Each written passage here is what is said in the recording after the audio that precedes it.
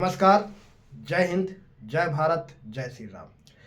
मैं वीरेंद्र कुमार अधिवक्ता और आज मैं पुनः आप लोगों के समझ पूर्व की भांति कुछ जन उपयोगी बातें लेकर प्रस्तुत हूँ। आप मार्गदर्शन के लिए किसी का मुंह ना ताकें, किसी का मुंह ना देखें कि कोई हमें मार्गदर्शन करेगा। दुनिया में अधिकांश लोग आपको पथ से भटकाने वाला ही मिलेंगे। मार्गदर्शन करने वाला बहुत चंद लोग ही मिलेंगे। मार्गदर्शन करने वाला आपके परिवार के सदस्य ही मात्र हो सकते हैं, आपके माता पिता या एक सच्चा गुरु। इसके अतिरिक्त दुनिया में अधिकांश लोग आपके पथ से भटकाने वाले होंगे, पथ विमुख करने वाले ही मिलेंगे। इसलिए मार्गदर्शन के लिए किसी का मुंह न देखें कि कोई आपको मार्गदर्शन करेगा।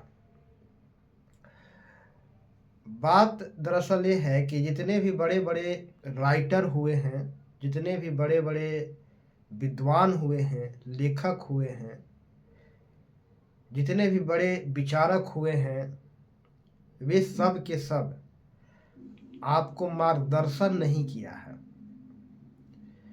बात को समझना बहुत जरूरी है। वे सब आपके मार्गदर्शक नहीं हुए हैं। आप सही पथ पर थे, बचपन से ही, जन्म से ही आपने अपना सही रास्ते पर थे, सही पथ पर थे, सही जगह पर थे। बहुत बहुत सारे लोगों ने, अधिकांश लोगों ने आपको भटकाने का काम किया है। तो अधिकांश जो लेखक हैं, विचारक हैं, चिंतक हैं, फिलोसफर हैं, जो भी विद्वान हैं, वे सिर्फ और सिर्फ अपने लेखनी के माध्यम से, अपने वचनों के माध्यम से, अपने कथन और अपने विचारों के माध्यम से सिर्फ और सिर्फ आपको जो आपका पथ है उस पर बनाए रखने का प्रयास करते हैं, अर्थात पथ से भटकने से रोकने का प्रयास करते हैं। ये मत समझिए कि वे मार्गदर्शन कर रहे हैं। जी नहीं, मार्गदर्शन नहीं, बल्कि आपको अपने पथ पर बनाए रखने और पथ से भटकने से रोकते हैं। अन्यथा आप सही पथ पर हैं, जन्म से आपको सही पथ पर, सही रास्ते पर हैं, सही जगह पर हैं। अधिकांश लोग शुरू से ही भटकाने का काम किया, यहाँ तक कि माता पिता भी अज्ञानतावश बच्चों को भटका ही रहे होते हैं। तो आप जहाँ भी हैं, जैसा भी हैं, सही रास्ते पर हैं। इसलिए किसी के मार्गदर्शन का मुंह ना देखें। मार्गदर्शन की जरूरत नहीं है। अधिकांश लोग भटकाने वाले होंगे, पथ से भटकाने वाले होंगे। उनके पथ से भटकाने का दो ही उद्देश्य होता है। पहले तो खुद ही भटक रहे होते हैं, इसलिए उन्हें जो आस्था और विश्वास होती है कि कौन सा रास्ता सही है, जो रास्ता सही वो समझते हैं, उसी रास्ता पर वो लेकर के सबको चलना चाहते हैं। लेकिन दरअसल कोई ज़रूरी नहीं है कि जो रास्ते पर वो चल रहे हैं और दूसरे को लेकर के चलना चाहते हैं वो सही रास्ता हो, क्योंकि वो खुद भटके हुए हैं, इसलिए भटका रहे हैं। दूसरा, भटकाने का मतलब है कुछ लोग जानबूझकर भटकाने का कोशिश करते हैं। इसके पीछे उनकी भावना होती है कि आप भटको, खूब भटको, इधर से उधर तड़पो, जाओ, चोटें खाओ, ताकि तुम्हें जीवन की असलियत का पता चले। दरअसल बिना कीमत चुकाए हुए कोई चीज़ मिल जाए तो उसका महत्व तो हम कम देते हैं या नहीं देते हैं, उसका वैल्यू, उसकी उपयोगिता को नहीं समझते। इसलिए कुछ लोग जिनके प्रति आप सबके मन में ये जो दुर्भावना रहती है कि भटकाते हैं, वे भटका नहीं रहे हैं, बल्कि जो चीज़ आप प्राप्त करना चाहते हैं उसके लिए वे कीमत चुकाने को कहते हैं।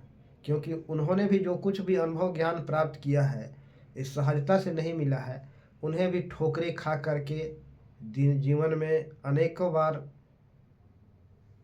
ठोकरें लगा, और उन तमाम ठोकरों की वजह से मुझे ज्ञान प्राप्त हुआ है, वह अनुभव प्राप्त हुआ है। और आप सहजता से बिना कुछ खोए, बिना ठोकर खाए प्राप्त करना चाहते हैं, ये उन्हें पसंद नहीं होती है। तो जो कुछ भी आप पाना चाहते हैं उसके लिए वह कीमत चुकाने को कहते हैं, इसलिए वे भटका रहे होते हैं। उसके प्रति नेगेटिव भावना न रखें। लेकिन यह तय है कि अधिकांश लोग भटकाने वाले ही मिलेंगे। जीवन के पथ पर अधिकांश लोग भटकाने वाले मिलेंगे। इसलिए किसी के प्रति मार्गदर्शन का उम्मीद न रखें, स्वयं जो अपने विचार में जो सही लगता है उसको करें, क्योंकि मार्गदर्शन करने वाले लोग अधिकांश लोग भटकाने वाले ही हैं और जन्म से लोग केवल भटका रहे हैं, केवल भटका रहे हैं। अन्यथा एक बच्चा कितना आनंद में, खुश में लाइफ जीता है, एकदम मस्त भरी ज़िंदगी जीता है, लेकिन जैसे जैसे बड़ा होता है वो लोग उसे भटकाते जाते हैं, भटकते जाता है और अपना वास्तविक मूल जीवन, जो खुशहाल जीवन जो होता है, वह फिर वह त्याग देता है और भटक जाता है। तो भटकाने वाले ही मिलेंगे, इसलिए किसी को मार्गदर्शन की ज़रूरत नहीं है। आप अपने दिमाग से, अपने हिसाब से चलें, किसी से मार्गदर्शन की ज़रूरत नहीं है। तो अंत में इतना ही, इन्हीं कुछ शब्दों के साथ मैं अपने वाणी को विराम देना चाहूँगा और अंत में तमाम दर्शकों को मैं प्यार भरा नमस्कार बोलना चाहूँगा। सभी को प्यार भरा नमस्कार। जय हिंद, जय भारत, जय श्री राम।